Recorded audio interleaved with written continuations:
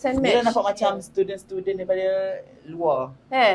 Kebetulan umur kita 23 tahun ni. Ya Macam ke? student. Sama lah Mira, UT pun tahun 19.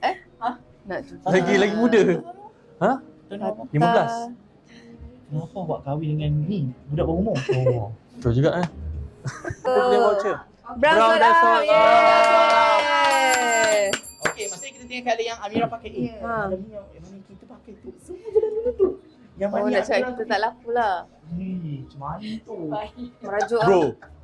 Jangan cakap macam tu bro, kat masuk, si gua, bro. Bro macam senang je Apa? tu, bro. Apa? Masuk bro. Lu asal lu kutuk si gua ke, bro?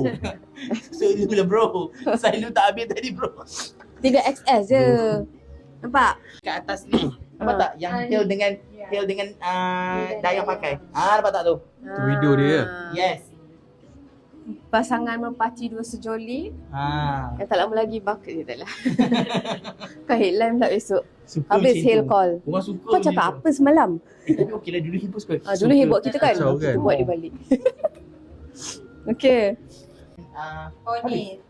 Oh, nak kata kita bagi apa ni Misha? Kita nak jual kedai ni ke? Kita nak jual apa sekarang? Jadi YouTube dia. Jaket. Okey. Alright, Okey. jaket. Ini jaket. Jaket ni Amira Okey. pakai. Yang ini lelaki perempuan unisex boleh pakai. nak beli Okey. baju UT tu berat Sekejap. 110 boleh pakai tak? Boleh sebab Boleh. 100 lebih pada 100. Okey, sekarang ni kita tengok dulu harga asal berapa. Harga asal dalam Okey. beg kuning. 249. Mahal lah. Mira. Ha? 49. Kau Mahal lah. 9. Okey. Alamak. Kau rasakan ketua jabatan nak bagi tak? Ketua jabatan mesti bagi Okey, murah. takkanlah tak bagi. Sabar. Okey. Okey. Korang ingat apa yang Dah habis. ketua jabatan ni korang kena beli. Okey. Baju ni total ada Macam persen. 3 Tiga colour. colour sahaja. Malam kita ada colour navy blue. Kita ada colour this one colour apa? Beige and Beige also maroon. and Maroon. Yang burgundy Okey. maroon ni kan. So, siapa cepat dia dapat malam ni Tengok. daripada harga asal. Yang manusia besar. Harga asal ni. dia nak pakai. 249 tapi kalau ada diskaun 219. Match tadi.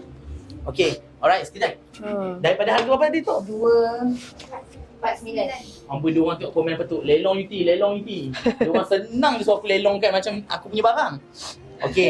Alright, daripada harga 249 hari ni disebabkan ada ketua jabatan, biar ketua jabatan yang umumkan. Ready? Okey, berapa? Dalam kiraan 3 2 1 tok tolong. 99. 99 lagi. Murah hati betul Ya tu. Allah, daripada 200 lebih. Betul ke ni?